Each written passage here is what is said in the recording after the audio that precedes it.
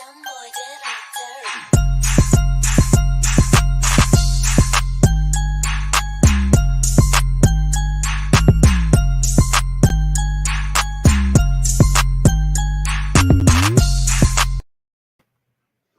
right.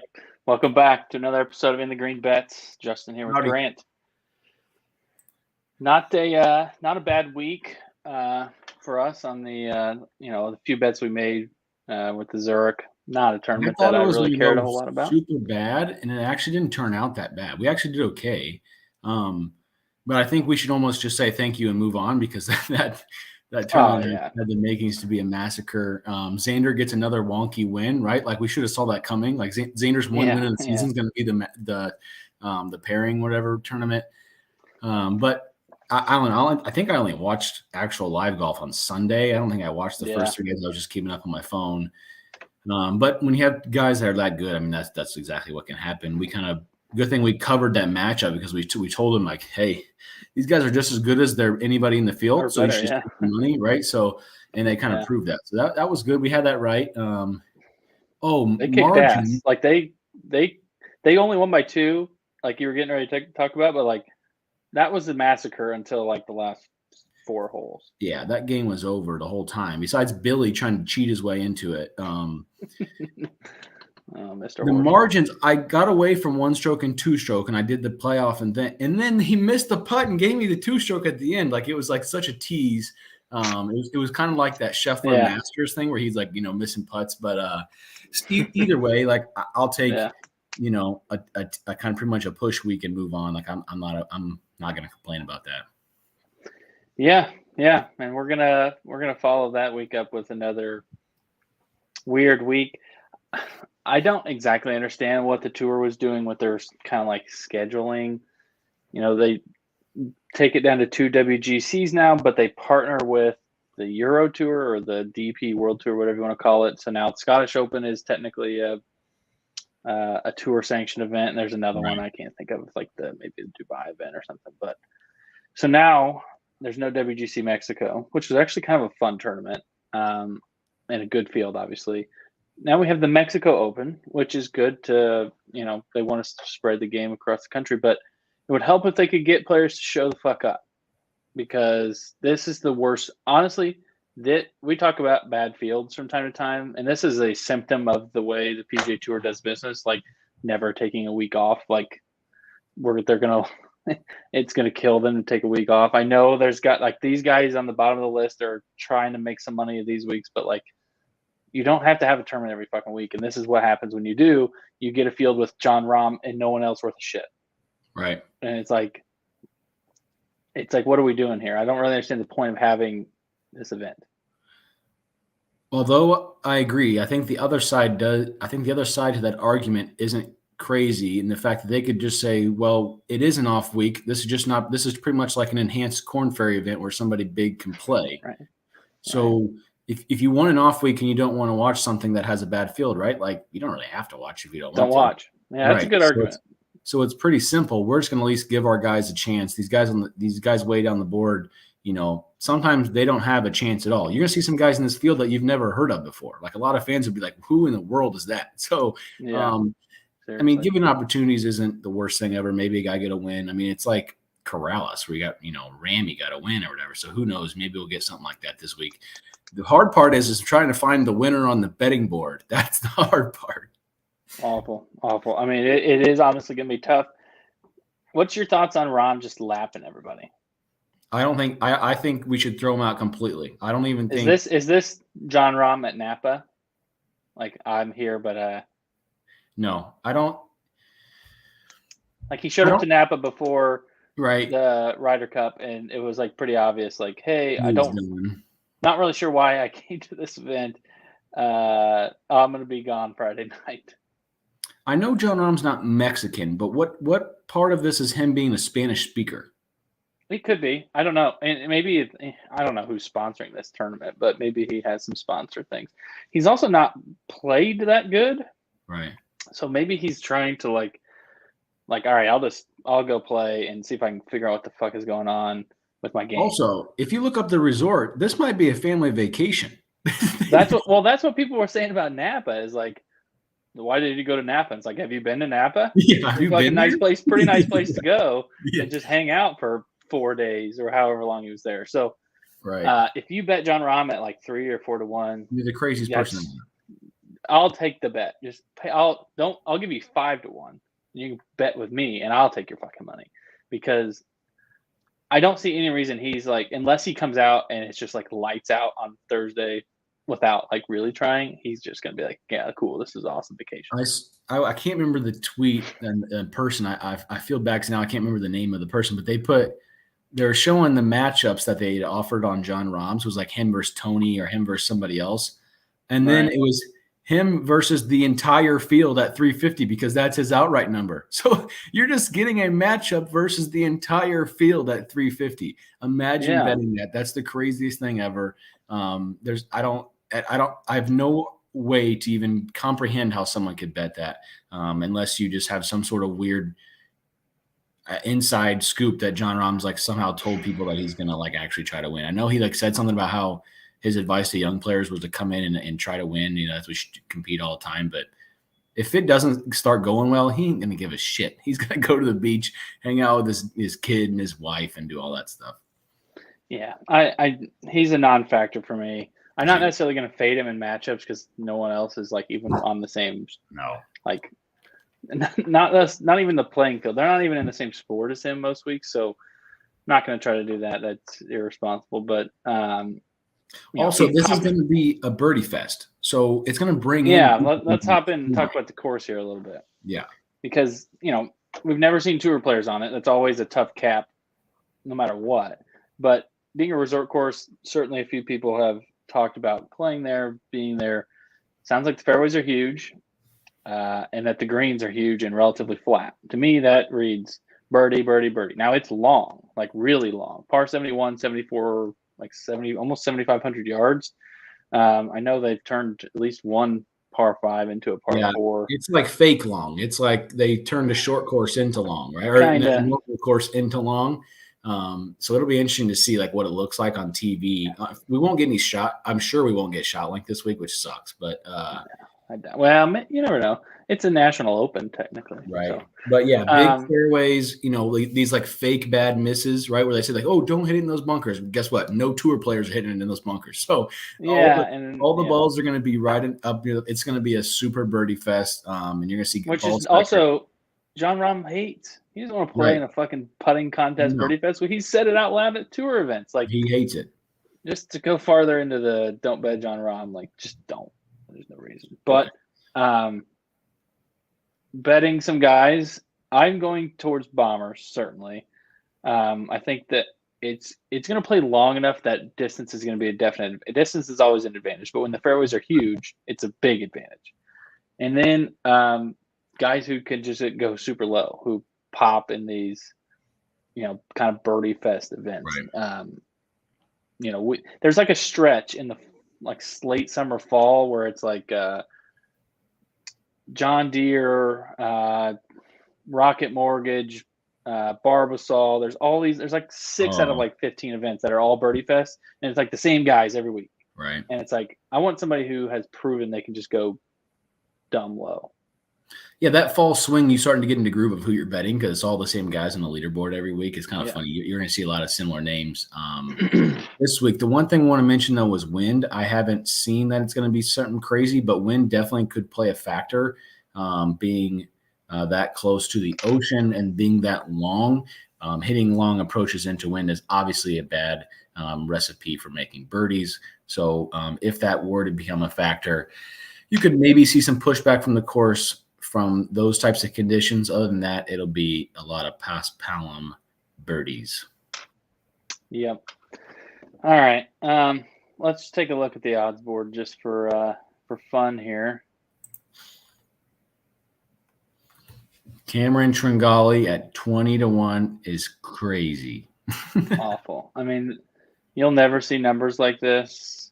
I mean, you will, but you won't. Like typically there's at least like a handful of mid-tier guys.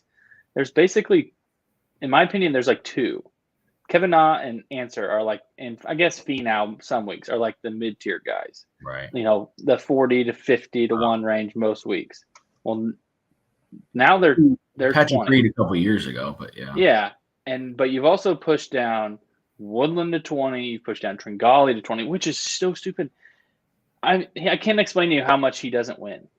Like, he never wins. He hasn't won. He won't win. Now he'll win this week. Now that I say that, but he's not winning, and that's a horrible number. So, like I said, not touching Rahm, not touching Tringali. I probably will bet Answer at 20 to 1. Little Mexican pride thing. He's better than like all these guys. Super long. Are we sure that's going to play into him or no? If it dries out, like if it's not like if the fairways are soft, that hurts him because he's going to hit a shitload of long irons. But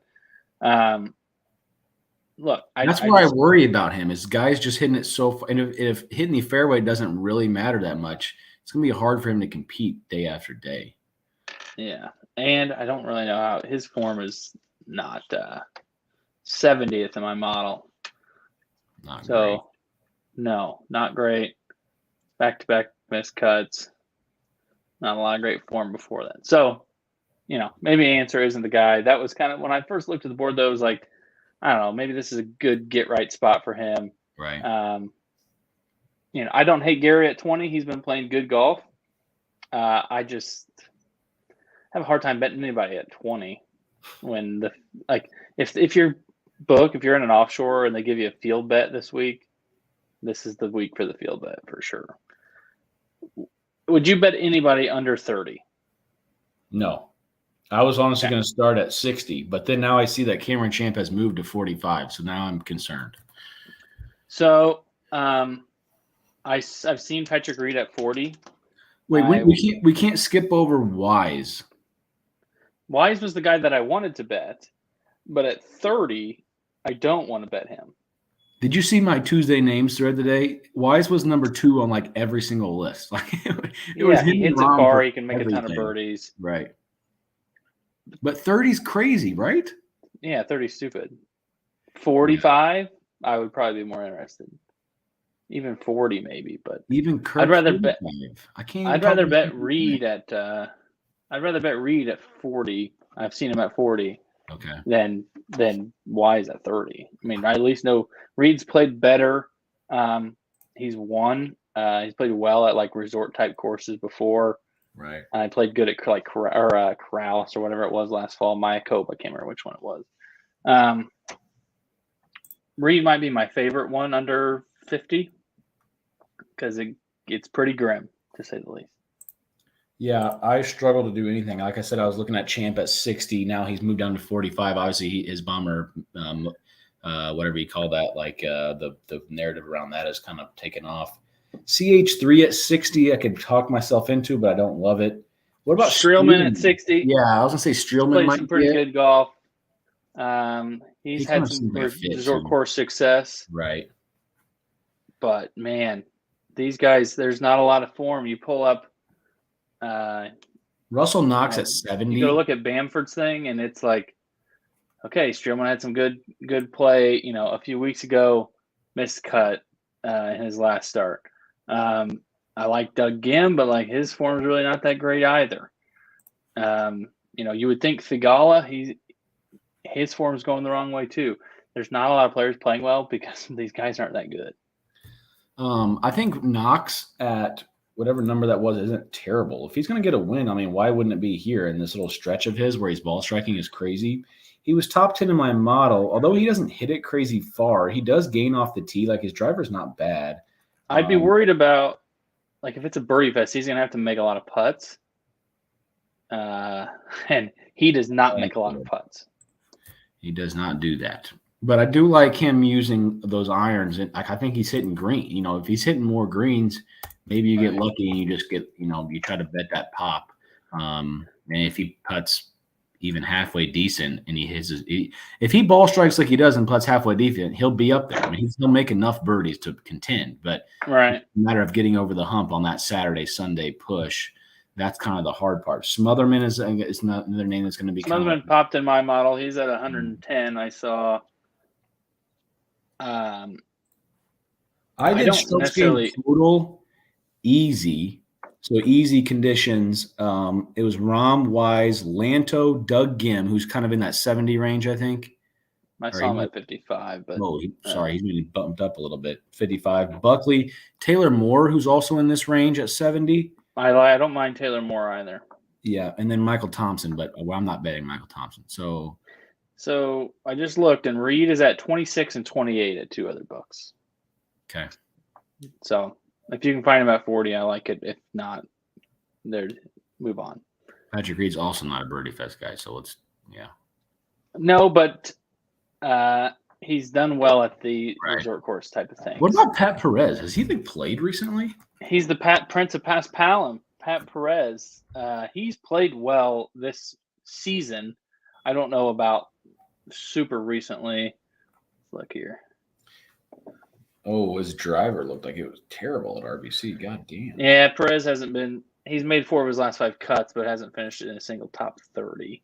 I've seen people on Nate Lashley. I'm trying to find where he is on the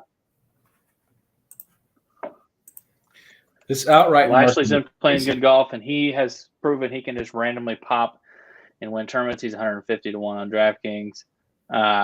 Like I mentioned earlier, Smotherman popped super high in my model, 110. Wyndham Clark at 100. I have no idea if he's playing good, but he will randomly pop. He hits it far. Lahiri's been playing good at 80. Obviously, you mentioned Lanto at 70. Yeah, I don't mind that. I don't like Hubbard at 70. If you can find him at 90 or 100, he's been playing really good golf and has kind of flirted with winning a couple of times. So, he's a first-round leader bet. That dude will pop, randomly shoot 10 under and fade on the weekend. But I don't like him at 70, but I would like him if you can find him close to 100. Should I bet the Corrales guy to win again? Should I bet? I've wasted so much money on Chad Ramey. I don't know if I should do it or not. I don't know if Chad Ramey's going to win 2 out of his last 3 starts, but maybe he will. I don't know. Ben Martin, 200 to 1. He almost won the tournament that your guy Ramey won, or one of those. Yeah, Molinax is a bomber too. He would be one you could put in there. Molinax hits it far. Ben Coles hits it pretty far. Yeah. Ben Coles, Jesus Christ. This is a pretty grim situation. Honestly, if you can find a field bet it. Dylan, let's go look at the model for a little quick. So in my model, now this is not the end all be all by any means, but Smotherman, one of them that popped super high. Yeah. Lanto, like we talked about, his approach play has been good. Munoz, but Munoz was at 25. Yeah, you can't bet him at 25. He's not good enough to bet at 25. He is playing good golf though. He might be a matchup guy for me. 5 straight top 40s. Yeah. The putter is not doing him any favors, but it doesn't really ever. Hit it far too. He does hit it far. Bramlett, he kind of popped in. See, there's Lashley. He's been playing good. It's pretty grim. I'm looking at driving distance guys. Bramlett 125. Don't hate that. Dude can play. Hits it super far. What about Callum Tarrant?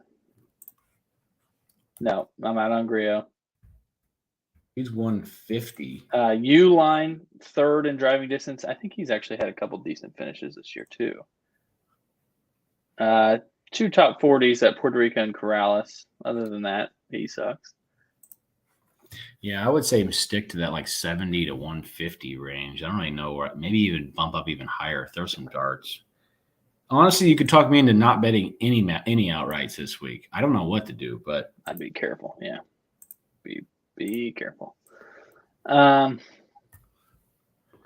would say we should not advise anyone to bet top 10s. unless you can find some crazy number for somebody who think can contend but not actually pull the trigger on winning. I would say those markets are not what you should be looking into. I would look more into matchups and like top 20s and top 30s this week. Is Finau going to win this like randomly, or he just like ball strikes his ass off and wins this? Negative. There's too many putts you have to make. Fact. Didn't he win Northern Trust when he had to make a whole bunch of birdies? I don't know. That was better field though. This is and his first career win was a was it a birdie? I think fest? it was a resort course win. Oh, yeah, just go by there. Puerto Rico. Maybe he will. Maybe we should be betting Tony Finau. I got a Tony Finau Abe Answer matchup here if you'd like it. Finau's been definitely playing better than Abe Answer, but not great. I mean, look at the putting numbers are terrible. But okay, outright wise, I would say be really careful. Do not blow your load on the outright market this week. If you like I like Patrick Reed and I like Aaron Wise at like 40. If I can find him at 40, I'll bet both those guys at 40. Other than that, it's like 60 to 300. Yeah, I would say more so. My thoughts are that Streelman number. Yeah. I think he's up. Oh, yeah, 60. And then I also like Perez at 70. There's like a handful of guys in this little. Perez, I don't mind Taylor Moore. Like I said, Hubbard has been playing very good. Lahiri's been playing good. Wyndham Clark bombs it and like randomly pops. He could win. This is Poston at 100. Do not like. I hate JT Poston, but like he actually popped the other day and can putt basically as good as anybody in this field.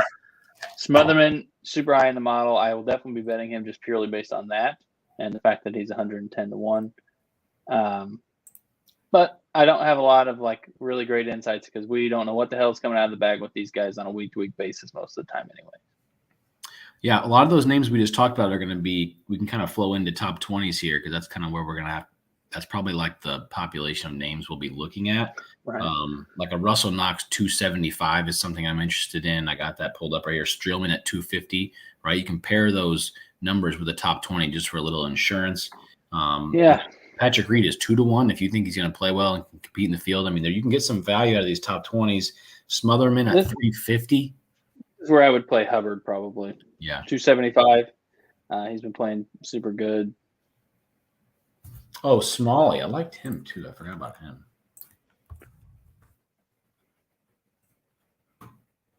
Lanto. Bramlett. I don't know. What do you – I mean, this is a stupid question, but do you have a Kurt Kitayama opinion? No, didn't he just hit it far, right? Yeah. He got third at Honda, like out of nowhere. Then backed it up with a 28th at Puerto Rico.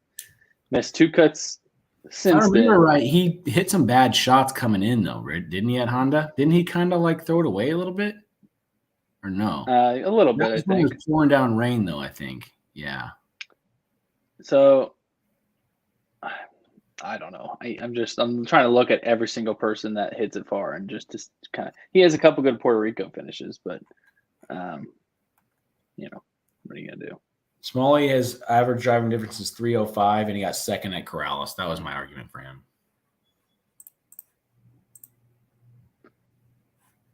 And he popped 28th in my model, so maybe that's a top 30 on him. Stallball hits it really far. The short game is very good. Scott Stallings. John Rahm hits it far. John Rahm, Tony Finau hits it far. Yeah. Stallings has 2 top 20s his last 3 starts. He's gonna be doing so many before this week. Holy shit! He's a 2-time winner on tour, unlike a lot of these guys. He's got good finishes at a bunch of Birdie Fest events. Obviously, he's been around forever. Good Bermuda finish. Yeah, that's like the Bramlett, Wyndham Clark group. You know, that kind of stuff. Yeah, just grab the bombers and hope the putter shows up type of week thing. And then you got to pick those older guys like the Perez Streelman group I was talking about, those guys who have played in the events like this before and know they can compete well, right? So it's like, hey, I can get a big paycheck if I play well here. Yeah, Peter Uline, another guy that hits it far. Let's look at some matchups. I think I might have a billion matchups this week. Like that might be like this is a week where like your model is probably going to point to quite a few matchups. I would guess. You just do them all and then pick them. Like that's how we did that one week and did pretty well. I mean, it was like yeah, and this event is so hard because A, we don't know the course.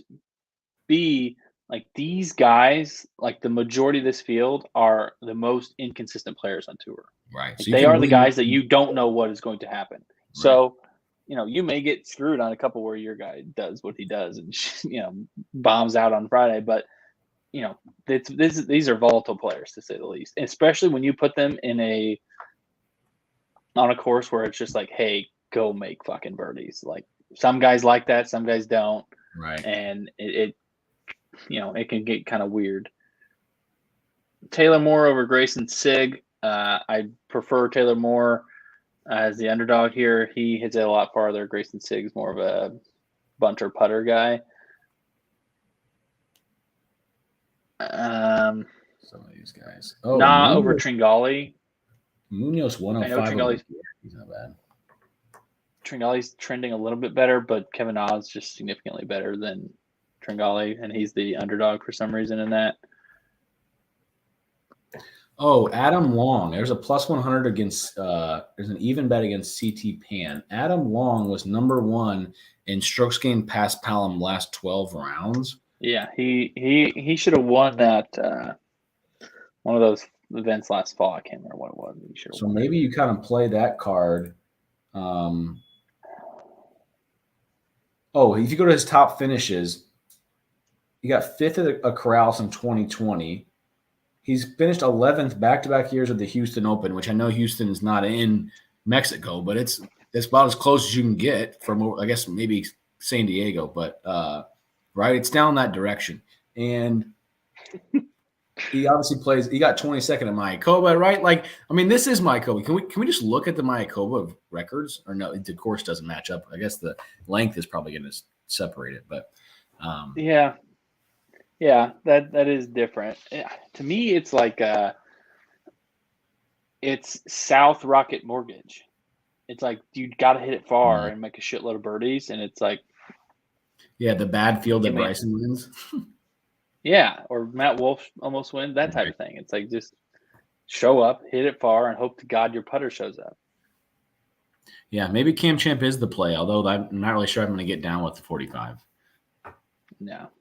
Cam Champ's he does good when the driver gets taken out of his hand. And it's like, hey, here's a short course. You need to hit it 260 to this corner. And he gets to hit a fucking iron, and everyone else has to hit a 3-wood. And it's like, oh my God.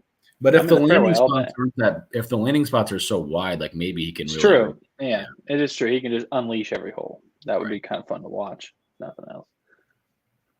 FanDuel doesn't even have matchups up. Kind of don't blame him, but are you looking at Rivers? Yes, I'm looking at Rivers right now. There was some interesting one. Champ over Thigala. They're the same at 114. Interesting. Lanto is a dog to Mark Hubbard. Don't hate that. I mean, I know you mentioned Mark Hubbard, but Mark Hubbard could easily finish like 120th. He could first round leader and miss MC. So CH3 versus Russell Knox. They're both minus 114. Those guys are like, I don't even know who you pick. I guess you pick Russell Knox. I don't know. Svensson over Nick Taylor. Yes, Munoz over Chris Kirk. They're both minus 114 also. I like Munoz better in that matchup just for like a higher ceiling. Yep. Or a higher floor, I mean, right? Like you get a little more insurance with – or a little bit more like you kind of sleep a little better with Munoz. Not really, but maybe. I don't know about that. He's going to shoot $1 billion over now that I said that. Oh, man. Tony Finau is the dog to Aaron Wise. If you're going to like play the Tony Finau route, like you might as well take that. I feel like I know what I'm getting more with Tony Finau than I do with Aaron Wise. That has more to do with Wise than it does with Finau. But if it's true that you can just rip drivers, Tony's going to have a chance. I mean, he's going to hit it so far every time. Yeah. Last 24 rounds past Palom. Lahiri is on there. Definitely be playing him. Poston is on there. I mentioned him already. Champ. Lashley. Yeah. Gary might just win this. He's been playing good golf in this course. If he can just nuke driver out there. And then it's just a bunch of guys who suck because no one plays these events, but guys who suck. I'd like to bet Gary at like 50 or 60, not 20. So seriously, that probably won't make it on the Grants card. No, it will not make it on mine either. What do you think winning score? If you could take a guess. Over under 20. Oh, I was going to say like 22 or 23. Yeah, same. I was going to say 23 to 25. Unless it gets windy for some reason. Yeah, even if one day gets windy, like guys can still shoot low if they go out early. Like there's going to be so many. Yeah, I still think it's going to be over 20.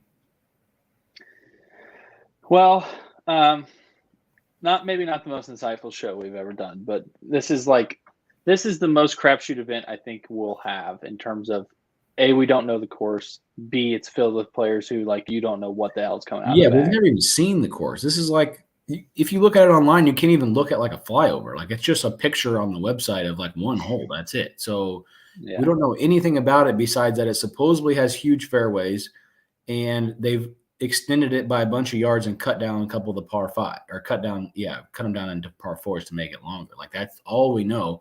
So if you watch these events, especially in the fall enough, you know that this course is going to get absolutely murdered. It happens in all of these events. So I would just be ready for that. And maybe you just pick guys who can make birdies, right? Like maybe we go that route and we do so guys who can go low. Let's see here. I'll do a little quick sort in the old model. I think I had birdies are better on mine. I can just do that. Same. I don't want last 50 though. So Howell, Ramey. Yeah, Woodland. CH3. I like CH3. Munoz. Lanto's pretty high up there. Svensson, pretty high up there. Smotherman's relatively high up there.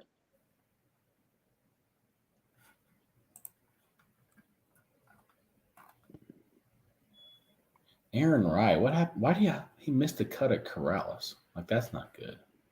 Maybe we should be betting against Aaron Rye. Didn't David Lipsky play well last week in the thing? I honestly couldn't tell you. He got top 10 at Corrales. I think he did play well last week. Yeah, and he got top 10 at Corrales. So I don't hate that either. He's not going to win, but maybe he played in like a matchup or something. Lipsky got fourth last week. Well, there you go. Taylor, he played with Taylor Moore or Aaron Rye. Looks like they both also finished fourth last week. Oh, him and Rye? Yeah. I'm not gonna proclaim best bet. I am just gonna mention my favorite outrights. If you're going closer to the top, is Reed and Wise. If you can find them closer to 40. You're not gonna do it, huh? No, I do very much like Mark Hubbard. He is playing basically as good as anybody in this field.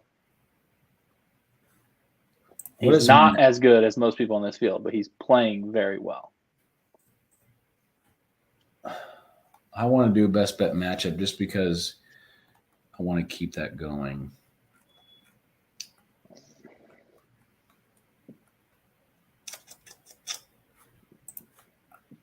I don't know. They'll have to wait till I put it out. I'll have to wait. I'm gonna have to go through my model and just start to do these and just take emotion out of it and just bet the guys it says to bet.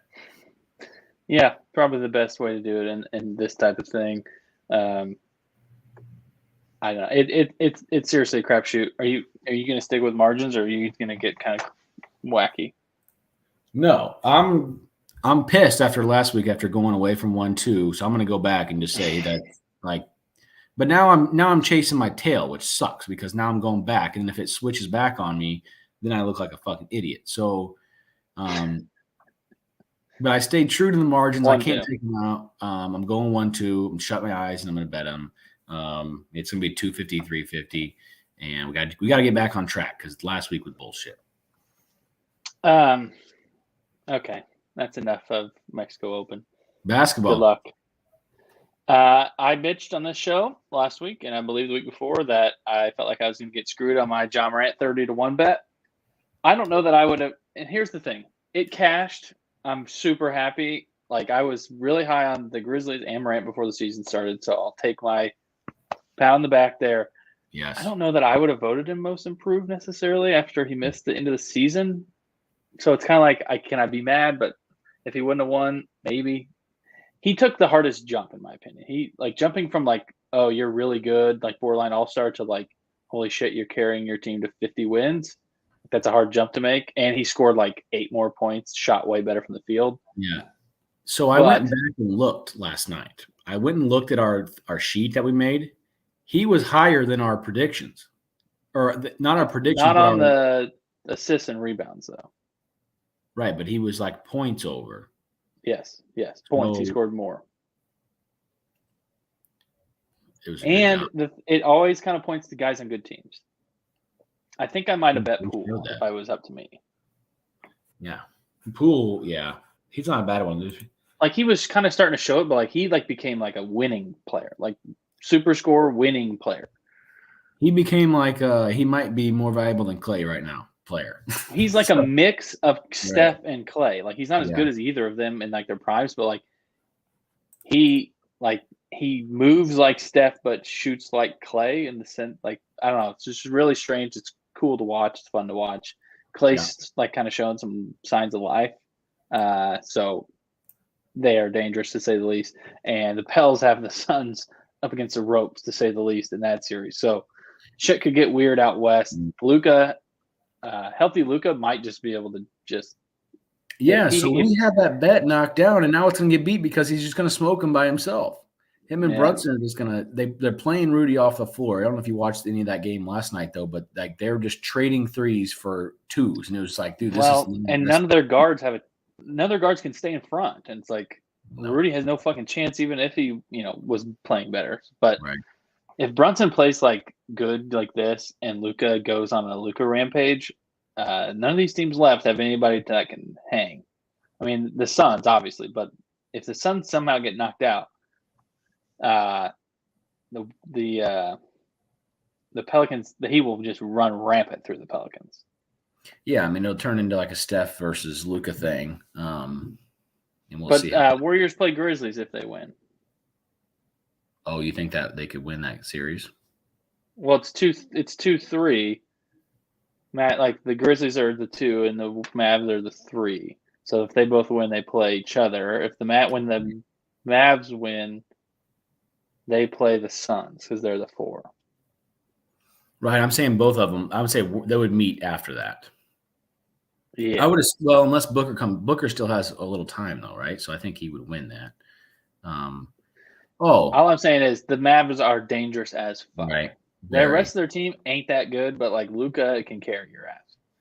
Toronto. It seems as if the Sixers are just pooping their pants. I don't know what the hell's going on. They should just wrap it up, dude. Like Embiid's got the hand thing, so I don't really know what his deal is. If it's Harden has like no like burst, energy, bounce, nothing. Yeah. No. He just looks slow and fat and not that good. Miami's playing tonight without Jimmy Butler, so personally, and no Lowry, right? Yeah, and being a Miami fan, I hope that it turns into like a them versus Celtics showdown. We'll see how that goes because I think the Celtics will beat the Bucks because they have too many bodies without Chris out there. They're gonna throw 4 guys at Giannis. They have like actual guys who can guard him. And if Middleton, if they have another wing who's out, how are they going to score points? That's why I'm worried about with them. I think the Celtics will beat them.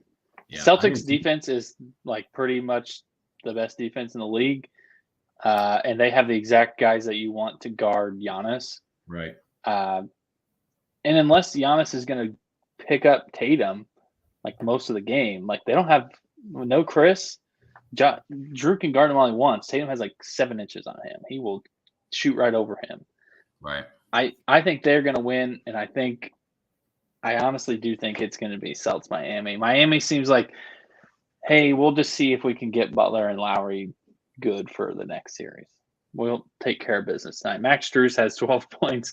Oladipo has 13 points. They started both of them and Gabe Vincent, and they're beating the Hawks. So the Spo Magic. Yeah. They have, and that's the other thing. Heat have the best coach. Well, let's look at futures real quick before we sign off. Because I think Warriors Celtics is the favorite.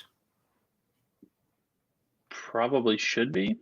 In terms of they have no injuries, everyone else has injuries. Right.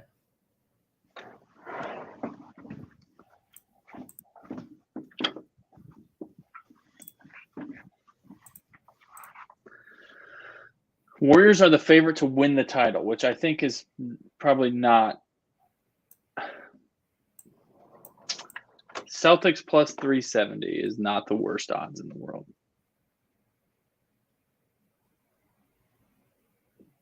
Yeah, I don't hate that. I don't hate Miami at 6 either.